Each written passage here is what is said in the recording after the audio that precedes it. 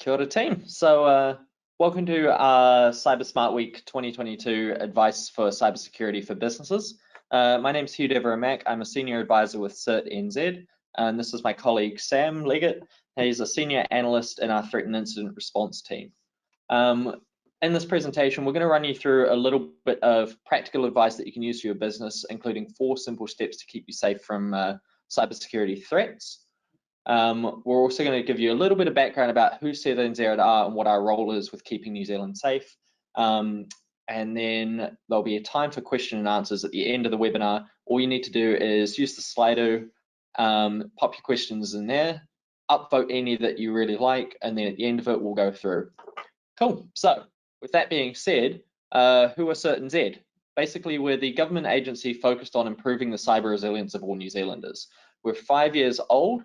Having been launched in 2017, and we basically look to support New Zealand in a number of ways. Some of it involves giving sort of incident response work and helping organizations when they've been the victims of a cyber crime figure out what their next steps are and how to recover from that. We also conducted a large number of research and looking at the overall environment to provide free information on our website so that you can make better decisions around how to put into place policies to keep your organization and your people safe. We don't only support businesses though, we also support individual New Zealanders by running campaigns such as Cyber Smart Week, our big password energy campaign that recently ran that EMA was a part of, and a few others throughout the year. Essentially, we believe that a thriving New Zealand is a cyber secure New Zealand, and we can talk a little bit more about that later on down the line. Slight delay in the slide change.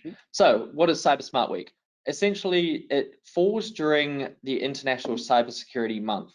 We treat it as a time where you can take a week to look at the simple steps that Sam will talk through in a moment and basically take action towards taking your cybersecurity to the next level.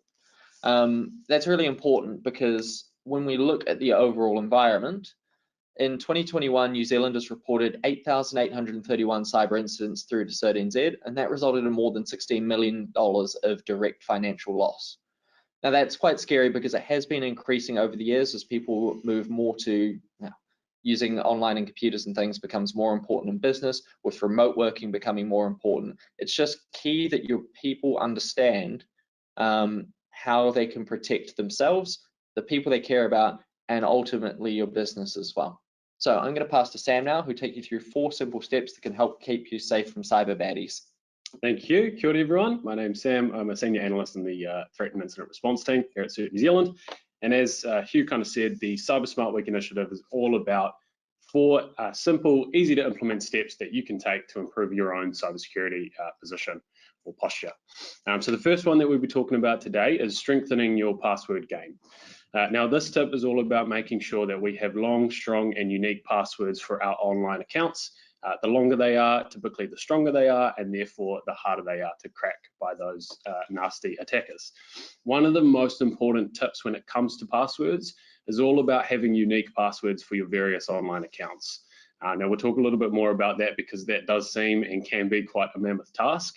But the reason that unique passwords is so important is because if we have the same password across all our online accounts, if we were to be compromised either through a phishing attack or campaign or through a data breach and no fault of our own, everywhere that we use that password would also be compromised. It's very common for attackers to use information like passwords in further attacks in what's called a password lookup attack, where essentially they're taking long lists of known passwords, known compromised and known used passwords, using those to try and guess and crack passwords for online accounts. And so everywhere that we use the same password is at risk if that gets compromised. Avoiding using personal information is another really important tip here. A lot of people will follow the trend of using a word that's really personally relevant to them. So in a lot of cases, a pet's name is a great example. I do apologize if I've called anyone out for the password use here, but that is very common. The issue with using personal information in our passwords is that attackers and scammers can find this information online on things like our social media and that can be used in conjunction with some really sophisticated software in order to guess a large number of password combinations in a short amount of time. So anywhere that they can find the personal information that we've used in our password, that increases the risk of that password being breached or cracked. Again, the longer it is, typically the stronger it is. We recommend at least sort of 15 characters in your password, and an easier way to create a strong password of a significant length, 15 characters or more, is to look at using something like a passphrase. So that's a phrase of 4 or more random words for a minimum length of at least 15 characters. And what we've seen is that these kinds of passwords can stand up to similar strength of passwords that are created with a string of random numbers, characters, and symbols. It's a lot easier for a person to remember a passphrase styled password rather than a randomized password that's a string of characters. And so this is why we're recommending passphrases in this instance. Passphrases, it's important to make sure that the words that you're using, again, aren't personally significant or relevant to you and not hugely associated to one another. So random words are the best choices for passphrase passwords. Now, the last tip that we have around passwords is to look at using a password manager. As we said, it can be quite a mammoth task to have long, strong, and unique passwords for all your online accounts. And a password manager is a great way to manage all those different things. So password manager is essentially a vault that will keep all your passwords safe, and you have one master password that keeps those secure. So it's really important to put your time, energy, and effort into making sure that that one master password is really strong and unique, hasn't been used anywhere else, hasn't been previously breached in any known data breaches. And it's also really important to make sure that if we are going down the route of a password manager, that we get that extra layer of protection with 2FA on our password manager. That's our next tip that we'll talk about in a second. But I did want to go back to the idea that we have a lot of online accounts, which means a lot of different passwords, and the idea of having long, strong, unique passwords for all our online accounts. The average person has anywhere between 60 to 100 online accounts. So that's not hugely realistic. So what we recommend is that you go away and you look at your most important accounts first. So your priority accounts, that's things like your bank accounts, your email address, whether that's your personal or your business email address, and things like your social media accounts. Now, email addresses, email accounts are really important to make sure they're nice and secure. What we've seen is that unauthorized access to other accounts can occur if access to the email account is compromised. So if the attacker can get into the email account, a lot of the time they can initiate password reset processes for other online accounts that you have linked to that email account. So that's why that's one of the really important accounts. Start with the priority ones and work your way back from there, just a little bit of it at a time. And as I said, the next tip that we come to is enabling 2FA, is getting 2FA as an extra layer of protection for your online accounts. And that delay is defeating me. I will continue talking while that catches up. There we go. So enabling two-factor authentication is essentially, it's an additional layer of protection for your online accounts. So where we typically have our username and passwords as a first layer of defense, 2FA provides a second layer of defense. Typically, this looks like a code that's sent to your phone via a text message or a code that's generated within an app on your phone. 2FA can be something that you know or something that you are. So something that you have or something that you are. So in the instance of something you have the additional device that's registered that can receive or generate those codes, and something that you are might look like a push notification with the biometric input required. So your thumbprint on your phone to enable that login. The reason that 2FA is such an important tool to keep your online accounts secure is because in the case where you do fall victim to a phishing attack, you do provide your login credentials to those kinds of attacks, or your credentials are caught up in a data breach, again, through no fault of your own. 2FA is that extra layer of protection. So even when attackers have our credentials, they aren't likely able to access our accounts because they can't bypass that two-factor authentication layer of protection there. Again, this is really important to do on your priority accounts first and foremost. Enabling 2FA on all your 60 to 100 online accounts can be quite the task. So we recommend going away and getting this enabled for those really critical accounts. Again, things like your bank account, your email accounts, both personal and business, and social media accounts as well. The reason that social media accounts also make that list of priority accounts is simply because if that account is compromised, what we've seen is that friends and whānau can be scammed or targeted with scams as a result of our social media accounts being compromised. That way, they trust the person that the messages or the posts are coming from, and so they're more likely to click on those links and fall victim to those types of scams. So it's really important that we're making sure our social media accounts are nice and secure as well, not just for ourselves, but for our friends and whānau too. So the next tip here is update to full strength. Now this is all about having the latest update for our apps and devices. It's not just about getting the latest features for our apps and devices. That's obviously a very good part of getting the latest update, but those updates also address critical security vulnerabilities in things like our applications and our operating systems. Vulnerabilities like that pop up quite often, and so the best way to keep ourselves safe from them is by getting the vendor's update as soon as possible. That's why we recommend, wherever is practically applicable, enable automatic updates wherever you can. That way it's not something that you have to constantly think about, and you're going to get that update as soon as possible to make sure that you're protected from those vulnerabilities as they pop up. So getting the latest update on our apps and devices and enabling auto updates wherever we can reasonably do so. And that brings us to the fourth and final tip for our Cyber Smart Week campaign, and this is all about boosting our privacy defense. So we all have various social media and online presences, and it's important that we understand what information we're sharing and who we're actually sharing that information with. One of the best ways that we can do that is by jumping into our social media and changing those privacy settings to something like friends only or private. That way you're locking down who can actually see your information and keeping that information nice and safe. As we said before, that kind of personal information can often be used in compromising accounts and cracking those passwords.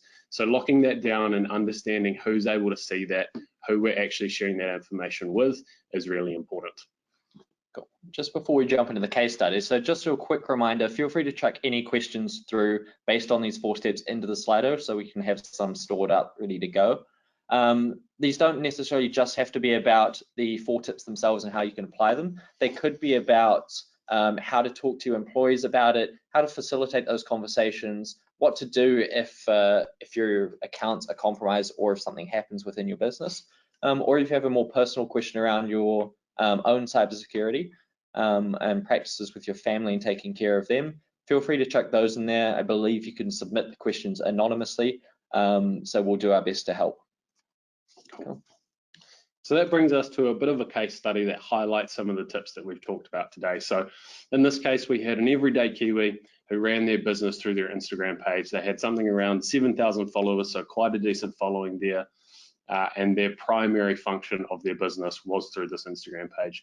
Unfortunately, they fell victim to a phishing attack, and their Instagram account was compromised or hacked as a result of that. This meant that they lost access to that page and their business was completely disrupted from their operations. As you can imagine, this also caused a pretty significant amount of stress for the victim that was dealing with the incident. Their clients and customers were also targeted by scams through their Instagram account. As we talked about before, when those social media accounts get compromised, it can often lead to further scams targeting our followers, our friends, our whānau, things like that. In this case, luckily, working with the individual, we were able to get them access back to their Instagram account, and they walked away from this incident with a really strong, unique password for that Instagram account, and they also had their 2-factor authentication enabled there moving forward. Some of the takeaways for this, though, if they had that really good password initially, they had maybe a little bit more awareness around phishing campaigns and phishing emails, or if they had that 2-factor authentication enabled in the first instance, they very likely could have avoided the incident as a whole. Some additional things to take away: being aware of phishing emails. And I actually think I saw a question in there around what a phishing attack or campaign actually looks like, so we can talk about that in a little bit more detail. A phishing email or a phishing attack can look like any form of digital contact, usually an email or a text message. And what the idea of a phishing email or text message is to get you to click on a link and provide some form of personal information. What we see most commonly are text messages around the wording of you have a parcel waiting to be delivered, click here to confirm the delivery address. Common emails are things like, your car needs its registration renewed, click here to follow through with that process. These emails and text messages, especially emails, do a really good job of looking like they have in fact come from the agency they're purporting to come from. So if you were getting a registration email for your vehicle, it might look really well that it's come from NZTA. There's a few things that we can check to ensure that any contact we've received is legitimate, or check whether or not it's maybe not.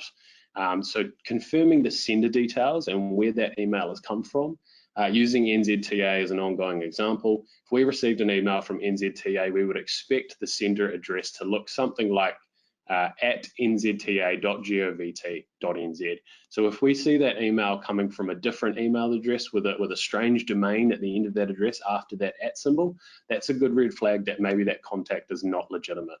We can also check where that email is trying to take us to. Oftentimes these emails contain links for us to click on, and if we hover over that link, we can usually see it pop up in one of the bottom corners of our screen. We can see what page it's trying to take us to. Again, we receive an email claiming to be from NZTA. Any links within that email are likely going to take us to an official NZTA page. So some website that ends in nzta.govt.nz. If the link is trying to take us to somewhere completely random, completely different to that, that's another good red flag that maybe the contact is not legitimate.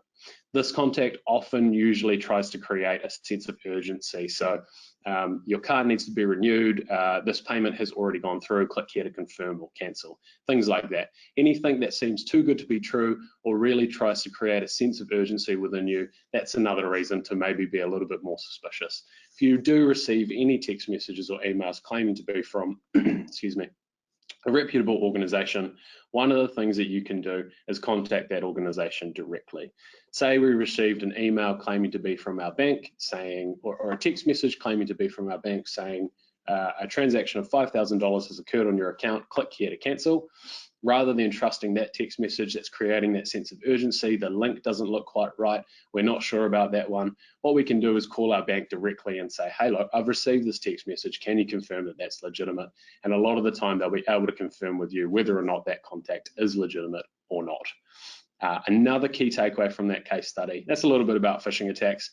Back to the case study, another key takeaway is to enable that two-factor authentication to protect your online accounts. Again, especially anywhere critical. So if you run your business through your social media, that increases the risk of that social media account being compromised. And there's a great reason why we should enable two-factor authentication there.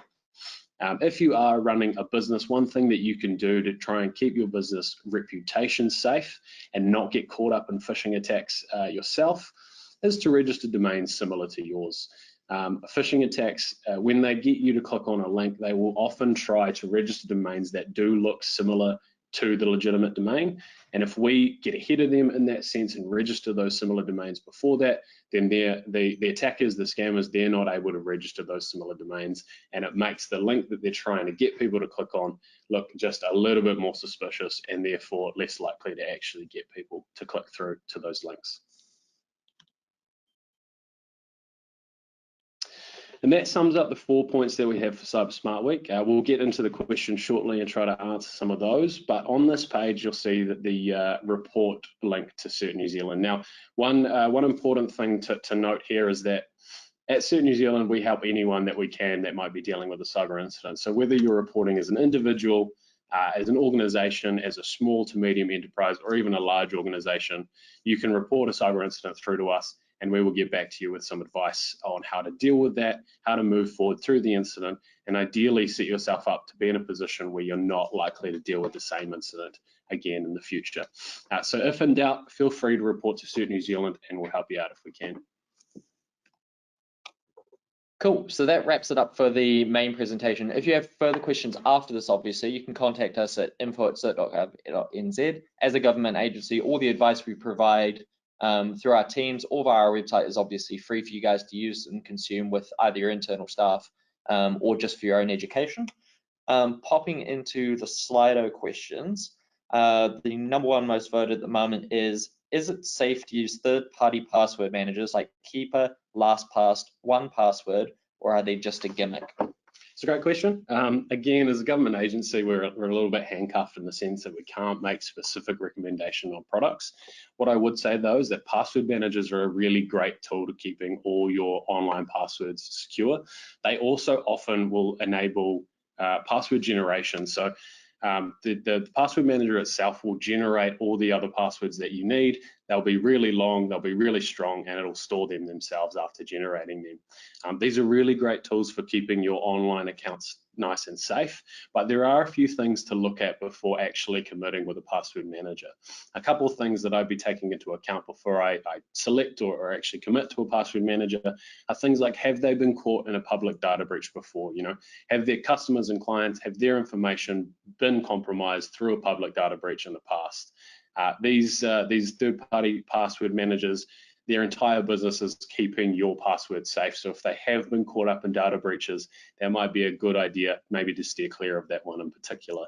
The other thing I'd be looking at is, do they have some form of two-factor authentication enabled for their password manager? So when I log into my password manager, do I just need to enter a master password, or do I have that second layer, that two-factor authentication challenge that I need to pass before I can actually get in there and before I can access all my other passwords?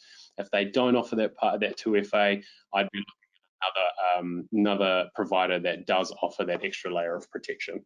So just a little bit of due diligence to look at before you do really consider or commit to a password manager. That one flows nicely into the next question around the password manager that Google uses, how secure it is, and whether it's safe to use it to store credit card details as well as passwords. Yeah, that's a great question. And there are pros and cons to using things like the Google Chrome built-in password manager or the autofill or save your credit card sort of features that they offer. One of the pros to this is that if you are storing your passwords in the Google Chrome version of the password manager, what Google will do is that anywhere that it notices that your information, your email addresses or your passwords have been caught in a data breach, they'll actually give you a bit of a notification of that. So that's a really good tool to use in the sense that when it does appear in a data breach, it tells you exactly what accounts you need to look at, where you need to go to and change those passwords to keep things nice and secure. What it does mean is that if we're using things like auto-filling passwords or auto-filling credit card details, or using that password manager feature of the Google Chrome browser, it does increase the risk around that specific device being compromised. If in the instance we were to lose that device and someone else had access to it, ultimately they have access to all our online accounts where we've saved our credentials there. They have access to our credit card that's saved into that browser. So it does really increase the risk in that sense. And it also means that we need to be a lot more vigilant around making sure that our apps, especially Google Chrome in this instance, is up to date and is constantly kept and maintained in that up to date state so that we can protect ourselves from any security vulnerabilities that appear. And in that sense, if we do go down that route, it's really important to make sure that our device is protected with a really solid password itself. Just a few things to consider if you are looking to go down that route to make sure that things are kept nice and safe. Thinking about it, there's a couple of questions around what to do if both your email is compromised or if your passwords have been compromised. Yeah. Is it best to, let's start with the email one as it's just jumped to the top. Is it safe to continue moving forward with it, or should you abandon ship and start a new one? If your email is compromised, if that ends up in a data breach, the likely effect or impact of that is that you will probably be a more prime target for phishing emails or email scams in the future. So what will happen, your email address ends up on a data breach, a list of breached email addresses, and that likely gets sold around rings of scammers and attackers as something that they can use as a future target for their email scams. If you find that your email address is just getting far too many scam emails, phishing emails, things like that, and something like your email filters aren't keeping up to the job, that's kind of the situation where I would probably look at maybe getting a new email address. Unfortunately, it can be really hard to get your email address taken off those lists once it does reach those lists. So if the email filters aren't doing the job of capturing those scams and phishing emails, that's when I'd probably consider looking at a new email address. So thinking about it, if your email is compromised and it's on a list, that's definitely a sign that you obviously should have your two-factor authentication. Yep. But although it might be annoying because you receive these additional emails, you're not inherently more at risk. No, just more likely to be a target of these kinds of scams. So it does mean we need to have a little bit more awareness around phishing and scam emails coming our way. But it might also be a really good indication that our password has been included in a data breach as well. Now, there's a tool that we can use. It's a site called haveibeenpwned.com. It sounds a bit funny, which is pwned.com. Yeah, we'll get that link provided so everyone can access that.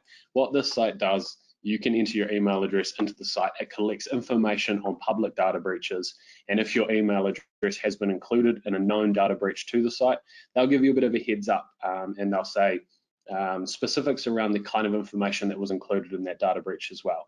So any data breaches where your password is included, if they can tell you that your password's included, then that gives you a really good indication of what accounts you need to look at, where you need to go and change those passwords to keep things nice and secure. And if that password has appeared in a data breach and we use it in other places, then that's the sign for us to go to those other places as well, update those passwords, make sure we've got a nice, long, strong, and unique passwords across those accounts. Cool. So that sort of covers the next two questions about identifying if your passwords or accounts have been compromised or skimmed. Regarding the password manager, as we mentioned, as a government organization, we're not actually allowed to recommend anything. But as Sam said, do your due diligence, a quick Google search, and looking at the company that organizes or like whether they have been themselves involved in a data breach is a good starting point. There are lots of solutions out there, and I'm sure you'll be able to find one easy enough. Yeah, again, just a couple of things to look at. Do they enable two-factor authentication? Is that an option with them? Have they been caught up in a public data breach in the past? And what happened there? How did they deal with it? Things like that to look at before you really consider or commit to a password manager. That sort of covers the next question as well, around whether it being cloud-based and is it able to be hacked, and whether it's safe. Just do your due diligence, do the search, and you'll see if their past performance is something you feel confident putting your confidential information into.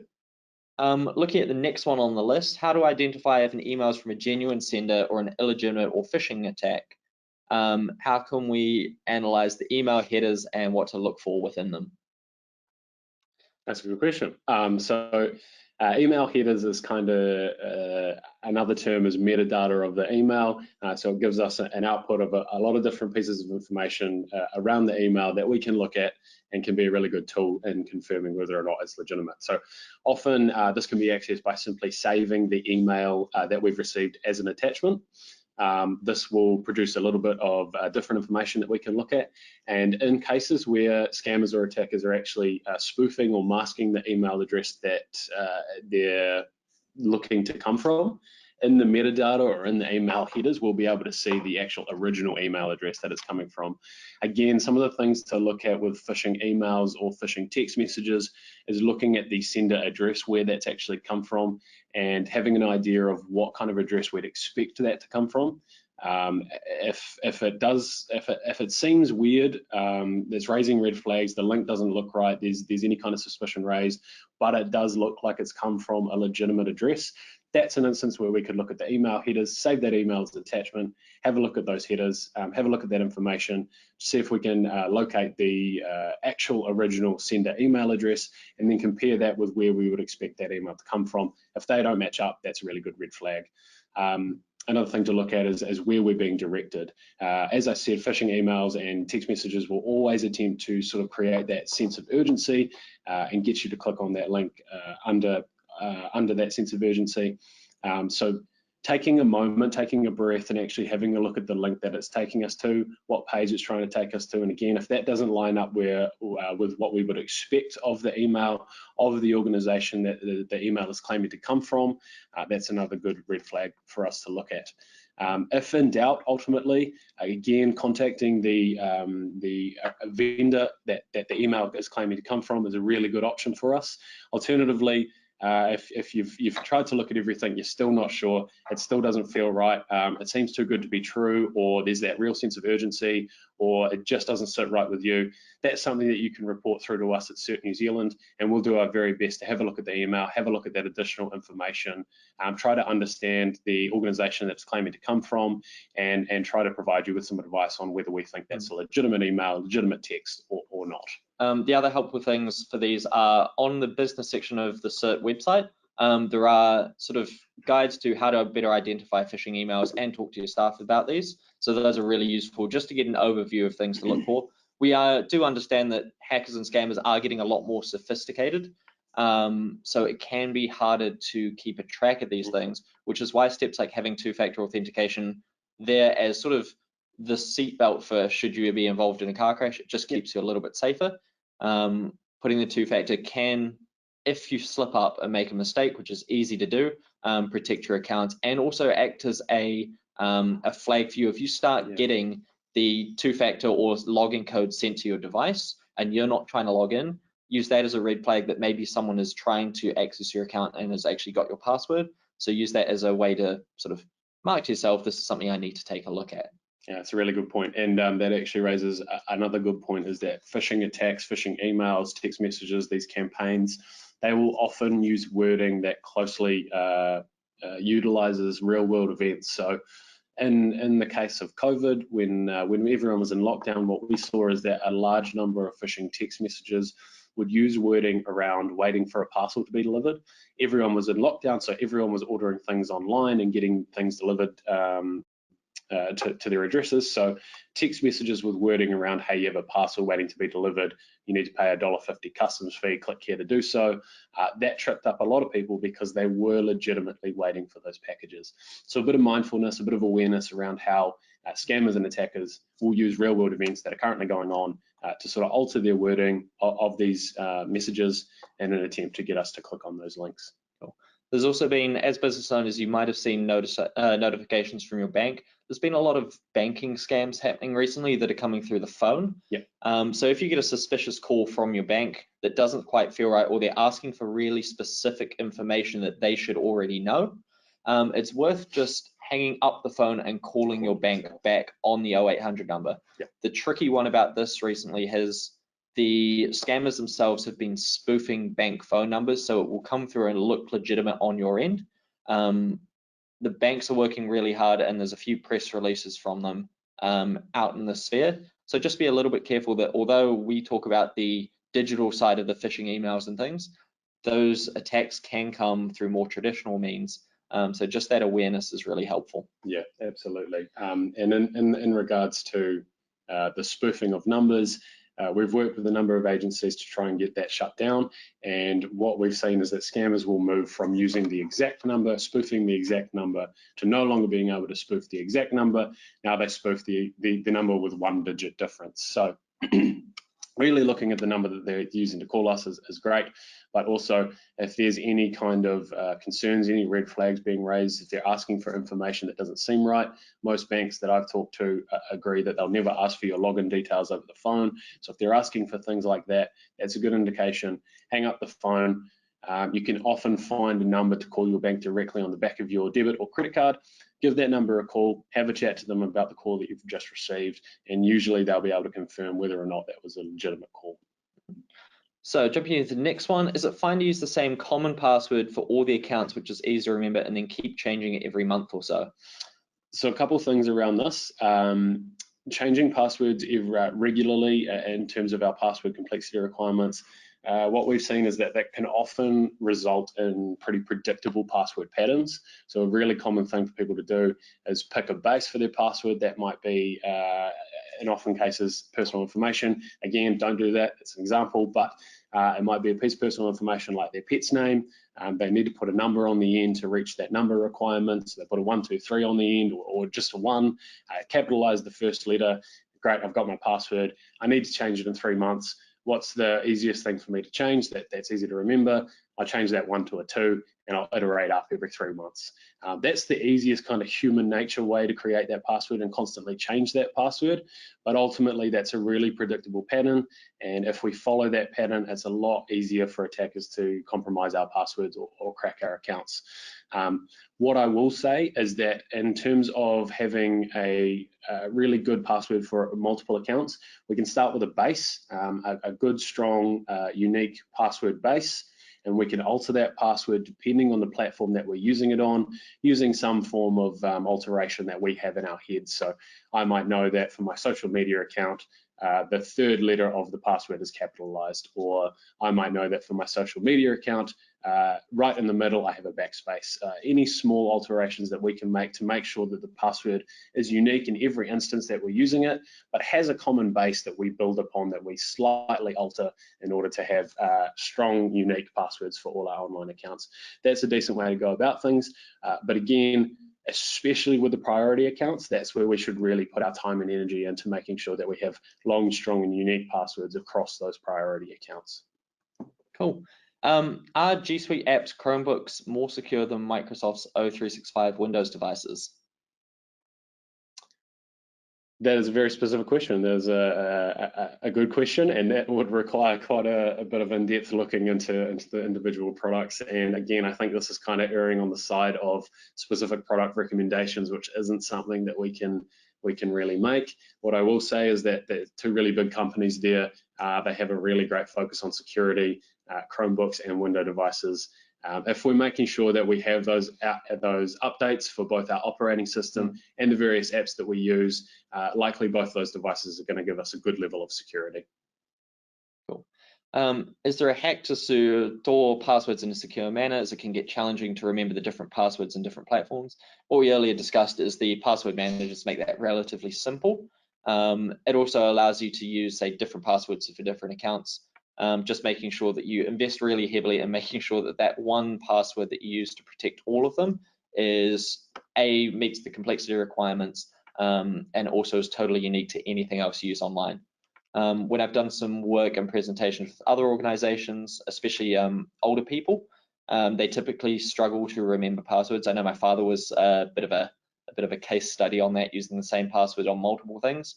I recommended that he pick a phrase that he knew really well. So he picked a line from one of his favorite books as a child, added a little bit of complexity to that, and that became a really strong password, because I think it's around 28 characters in total. And it's easy for him to remember because it's a sentence. So the 4 more random phrases are what we recommend, but at the same time, do what is most effective, I think, for you, as long as it's complex. Is that fair to say? Yep. And again, that works in that scenario. That might be sort of his favorite phrase from a book, but again, it's not personal information. Doesn't include his name, his address, any kind of that information. And it would be very hard for attackers or scammers to find that phrase or his association with that phrase online. So that's a really a great way to create a nice, strong, unique password. When your laptop dies, do you throw it away or donate it to recycling? What's the risk of information could be skimmed from the device? It's a good question, and I guess that kind of depends on the state of the laptop. If it's beyond repair and it doesn't turn on, there's no functionality whatsoever, you're probably okay to throw that one away. If there is still functionality there, making sure that it's either password protected, so that if anyone does come across it, try to get in there, it's got a nice strong password to keep any data safe. But my recommendation, if you have a functioning device that you are looking to recycle or throw away, is to go through the factory reset process so that it doesn't have any of your information on there anymore. So either make sure that it is beyond repair and cannot be used at all, or that you've gone through that factory reset process and it's purged of any kind of information relevant to you before you do throw it away or recycle it. Great. What kind of a scam is an invoice attachment? If the attachment is opened, what happens? I think there's potential for 2 different types of scams or attacks in this question, so I'll try to answer kind of both. So we often see what's called an invoice scam, and this is where an invoice is intercepted somewhere in email transit, and that invoice is altered to change the bank account on the invoice so that when it's paid, it actually goes off to the scammer or attacker rather than the appropriate vendor. So this usually happens in cases where we've seen business email compromise, so that the attacker or scammer can get into the business email account, they can intercept that invoice, and they can make alterations to it before it reaches its destination. So this is one of the reasons why those business email accounts reach that priority list, and is why we should really be making sure that we have a long, strong, and unique password for our business email accounts, but also that we've got two-factor authentication enabled there so that it can't be compromised and those invoices can't be altered and used to sort of scam either ourselves or one of our suppliers or something along those lines. The other side of that is around sort of attachments in general. What happens if you get sent a malicious attachment and you open that up? Am I at risk? There are some attacks where emails contain malicious software and attachments, and by opening the attachments, they can try to be installed on our devices. And this is why it's really important to have some form of antivirus or anti-malware software on our device that will go through a scanning process on the attachment and will likely stop us from opening it in the first place. If we do open it, then we've got that software there to help us purge our device of the malware that we've received, that we've clicked on. But again, before we click on any attachments, before we open any attachments, we should be looking at things like the sender address, where that's come from, what the wording's like. Does it make sense? Is the attachment on this email from this person? Does that make sense? Is it a trusted sender? Can I verify the sender? And one thing that we can do is actually contact the sender in an alternative manner. So rather than email address, maybe popping them a text message or a call and say, hey, did you actually send this attachment through to me? I'm a bit unsure, I'm a bit worried for X reason, and then they can confirm that they haven't sent that, and it's probably a good reason to err away from clicking on or opening that attachment. Cool. To give Sam a quick break so he can grab a drink of water, I'm going to take the next one on the list, which is how do I talk to my employees about increasing their cybersecurity? It's a great question considering we're in Cyber Smart Week at the moment. When it comes down to it, the number one problem I see when talking to businesses is employees not understanding the importance or thinking that they are, or their organization is too small to be attacked. Like, why would they bother me? They'd be going after the large ones. Often that's an interesting way of thinking because the larger organizations that they think would be natural targets are actually a lot more better protected. Therefore, for an attacker perspective, you'd rather go for the people who think, look, I'm too small to worry about, therefore I don't put into place these basic 4 steps of cybersecurity. It makes them a weaker target. So first step is helping them overcome that and thinking, look, the information I hold, both for my company, my family, where my kids go to school, all of these bits of information are valuable to attackers. So that's the number one thing, is getting them to understand that this is actually important, not only to the business, but to their personal lives as well. The next step is helping them feel empowered. So that, look, we see a lot on TV and things, there's always dark, scary hackers in hoodies. And it can feel quite overwhelming to think that you're up against these anonymous, faceless people. Realistically, these people are just guys or girls like us in offices doing their job. Just happens that their job is nasty and illegal. So once you humanize them and say, look, there are 4 really easy steps that you could do today that will take you off of the easy target list and make it harder to attack you. The 4 cyber smart ones that we've talked through today, really good place to start.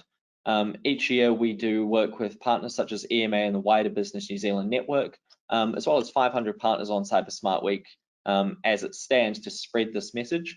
We will, if you sign up as a Cyber Smart Week partner, you'll get a whole package of information that can help you engage your employees and help you feel more empowered to speak about this as well as an expert for your business. So you get everything from social media posts, short guides that you can be using through, a presentation that you can give with notes.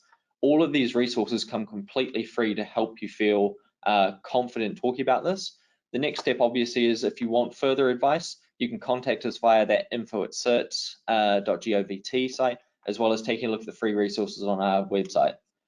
Basic thing you can do is talk openly and honestly to your employees about it, and never feel embarrassed about asking us a question or talking to your IT service providers. I think honesty is the best policy when trying to empower your staff to improve their cybersecurity. Yeah, definitely. And the reality is anyone that has any kind of functionality online that stores any kind of information on clients, any kind of data, you're a potential target or a target for these kinds of attacks. That is the reality.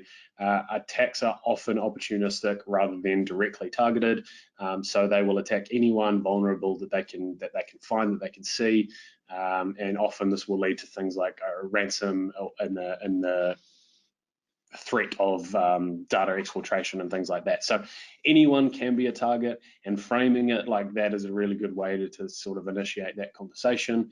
The other thing I'd recommend is that if you are looking for additional tips, as Hugh said, we do have a number of resources on our site.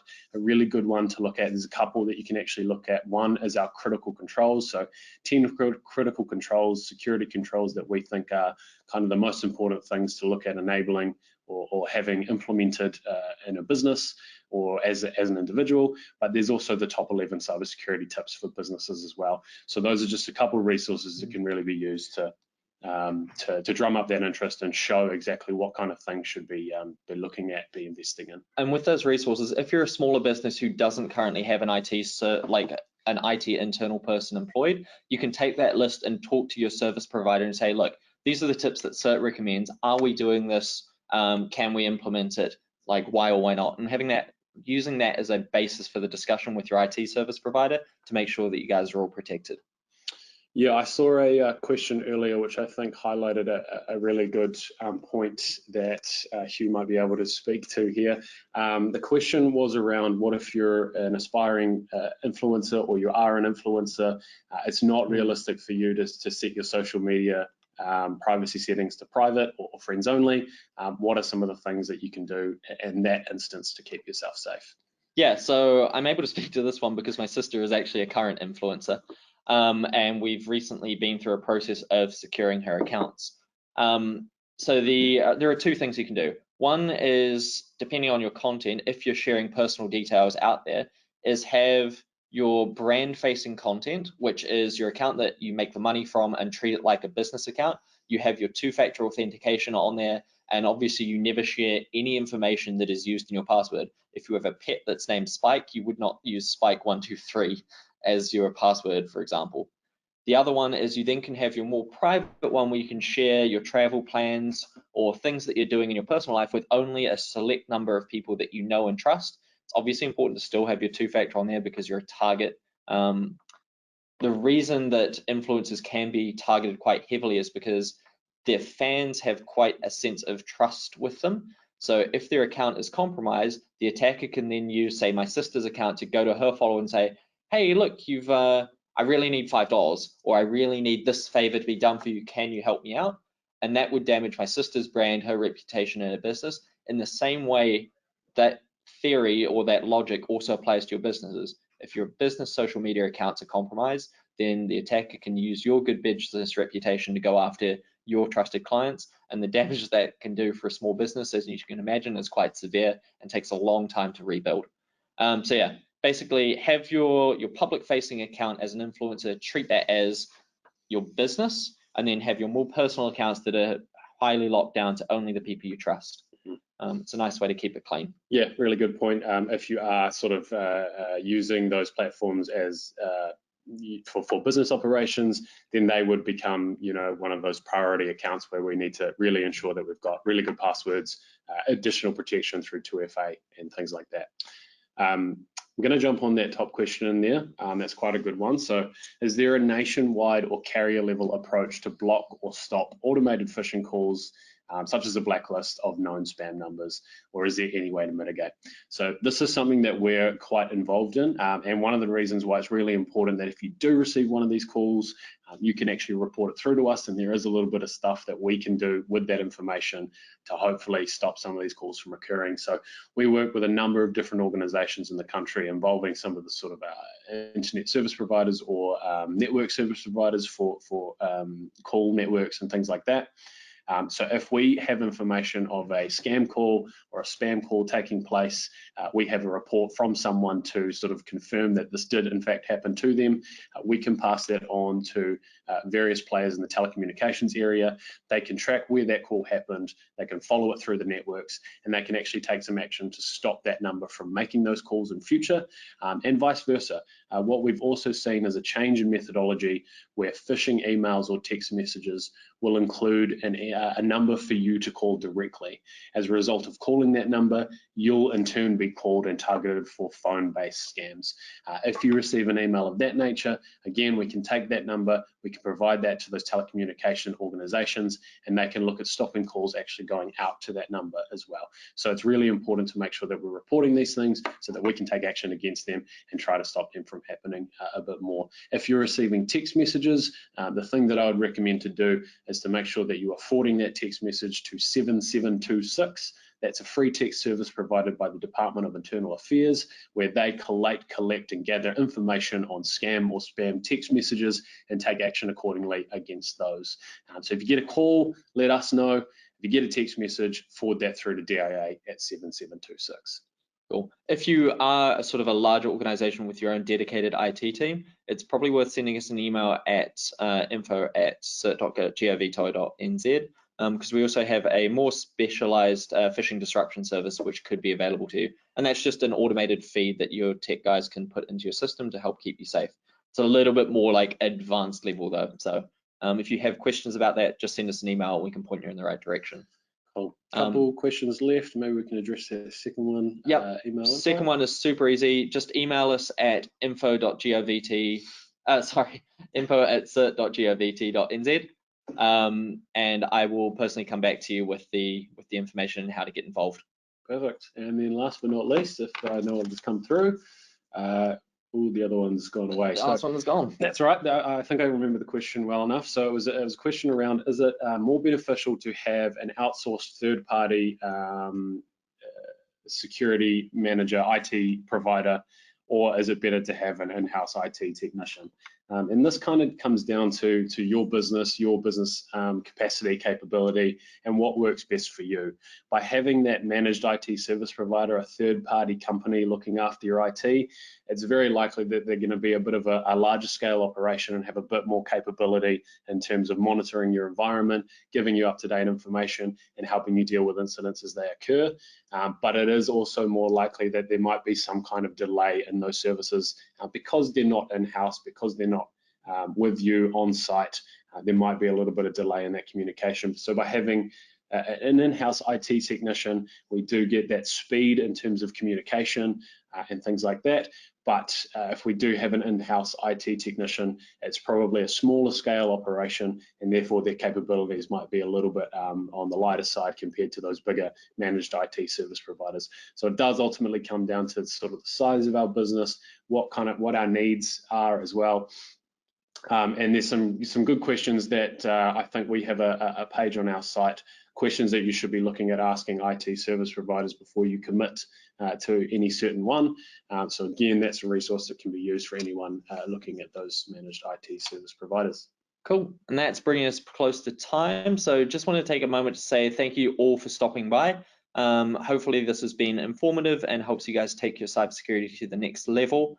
Likewise, if you have any questions, feel free to reach out either to the EMA team, who will put you in touch with us, or directly to us at info@cert.govt.nz. We're happy to help you out. A big shout out to the team at EMA and the wider Business New Zealand network as well for having us. It's been an absolute privilege to speak to you. And yeah, thank you so much, and have a wonderful rest of your, God, what day are we on now? Wednesday. Yeah. Awesome. Thank you very much for your time, everyone. Hopefully you all can take something away from the session. Also, if you want to stay in touch about Cyber Smart Week activities that are happening, CERT is on LinkedIn as well as Facebook. So those are two easy places you can see anything coming from our team this week, and in general, announcements of work that we're doing, campaigns coming up. Just a really easy and simple way to stay in touch with us as well. Cool. Thank you very much for your time today, everyone. I hope you enjoy the rest of your Wednesday. Thanks, bye.